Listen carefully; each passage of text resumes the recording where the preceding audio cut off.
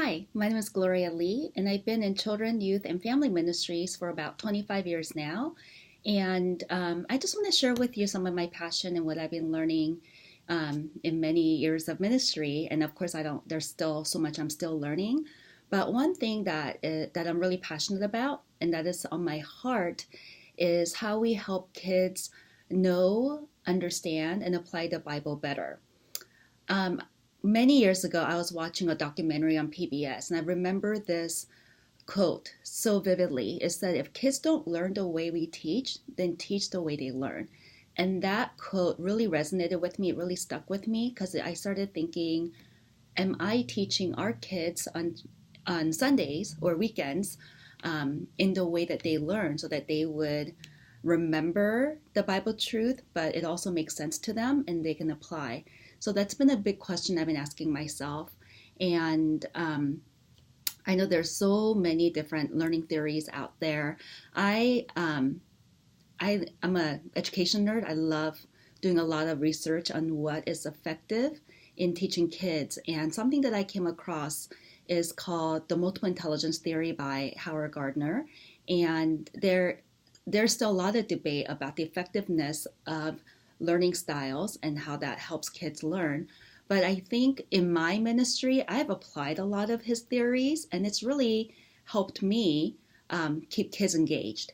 And when kids are engaged, they're not bored. And when they're not bored, they're not getting into trouble. And I'm not having to deal with a lot of behavioral issues or discipline.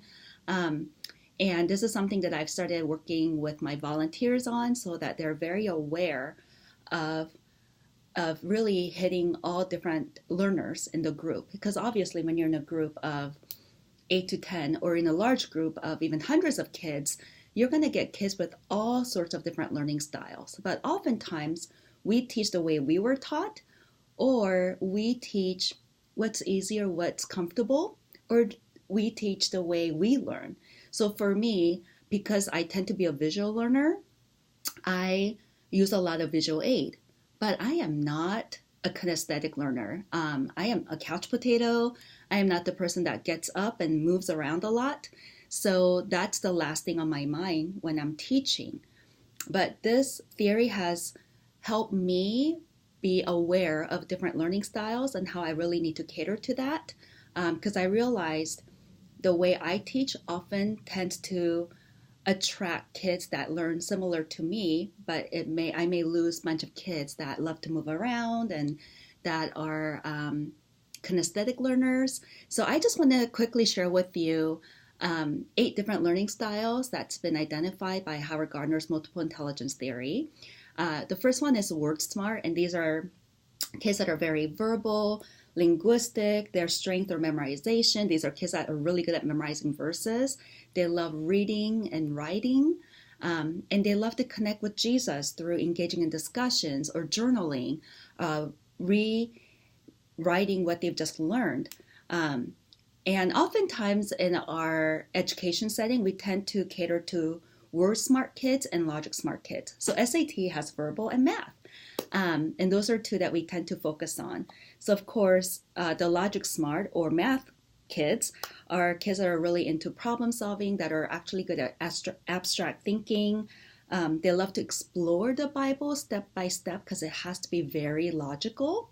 But there are lots of stories in the Bible that doesn't seem very logical because Jesus wasn't always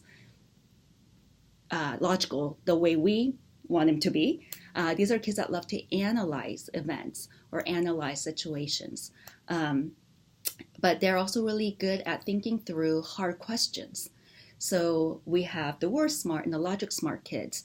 But there are other smarts that kids have, and we often overlook those smarts. So the next one is picture smart. I am one of the picture smart people. What I see, I don't forget easily. What I hear, I forget very easily. But what I see, I tend to remember more. I love art. I love imagination. I'm not a good artist, but I love studying art. Therefore, when I tend to teach, I tend to use a lot of visual stuff, pictures, posters. If I'm talking about the tabernacle, I am more likely to show what a tabernacle looked like. And those are picture smart kids. And then there's music smart kids, kids that love to sing, that remember lyrics, that just love to worship. And as much as I love music, I cannot remember lyrics for the life of me. This is why I need the lyrics on the screen when I'm singing with the kids. But these kids just learn and gravitate towards learning through music, whether it's, and they tend to be a little bit more emotive at times, but they love rhythm, they love rhymes, they love music. And then we have self-smart, which is also myself. It's very interpersonal children. These are kids that really have deep understanding of themselves. They're very reflective and meditative. They actually tend to be introverts. They love their alone time. They're very aware of their feelings, and they're aware of their strengths and their weaknesses. I often say when people ask me, how do you refresh? I say, I just need to be alone.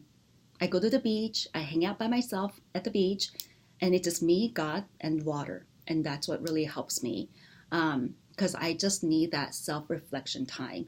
So kids that are self-smart tend to connect to Jesus by having that self-reflection, meditation, just kind of talking out some of their feelings.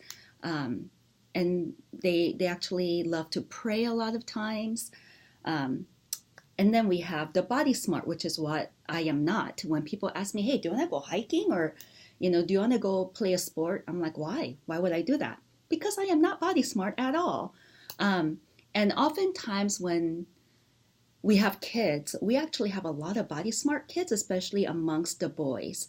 So they're athletic. They love to move around. That's how they learn. I studied psychology in college, partially, and I learned that when you do counseling with boys, they are actually more likely to open up when they're moving, when they're engaged in something, when they're focused on moving around, walking around. And it's because a lot of boys tend to be body smart, especially at that age. They learn best when they're moving. And if I was doing a tabernacle lesson with kids that are body smart, I would actually tell them, you know what? Here are the instructions, build a tabernacle. And you would bring logic smart kids in because they're contributing to following instructions and being very methodical. But the body smart kids are the ones that love building the tabernacle. And then we have people smart. These are kids that are very interpersonal. They're very social. They love to work in groups. They're very cooperative. They're very in tune with other people's needs. They love people and they're very social. They love doing service projects. They love working in groups, and they love talking in groups. So a lot of the way they can connect to Jesus is by interacting with people, whereas the self-smart kids like to be reflective by themselves. And last but not least, we have nature smart, which is, I actually find that there are a lot of nature smart people in Seattle. That was a random find. When I was up in Seattle, I was doing a workshop on learning styles, and we did an assessment and asked people how they scored. And I've never seen so many nature smart people than when I was in Seattle. But these are people that are very aware of the environment. They notice their surroundings, the nature around them. They love outdoors. They love animals. They love to take nature walks. And for them to do a Bible study out in nature, they're able to engage more just because they're out in nature. Rather than being cooped up in a classroom. So that was a quick recap of the 8 smarts. Word smart, logic smart, picture smart, music smart, self-smart, body smart, people smart, and nature smart. And obviously I have my notes down here. But I noticed that when I engage these smarts, when I prepare a lesson or when I teach kids, I'm actually engaging more kids. And although you may only have 30 minutes to maybe an hour for your groups or for your teaching time, you can actually incorporate a lot of these things. You can do role play. There's usually singing. There's usually praying. You ask questions. You tell the kids to get into a group and discuss a question. You ask them, what would you do in this situation? This is where a lot of self-smart kids would really thrive. You have kids make something where picture smart kids are engaged. So yeah, so hopefully that was helpful. I know that was really, really quick, but I am really passionate about teaching the way kids learn so that when they walk away at the end of Sundays, they have not just heard the Bible, but they have processed it, they have experienced it, they have understood it, and they can go apply it. So thank you for listening, and hopefully you can, if you want to do some more research, you can easily search Howard Gardner's multiple intelligence theory, and there's a ton of stuff out there. But I think this is some of the stuff that we can apply to our ministries so that we can help kids know and love Jesus more. Thank you.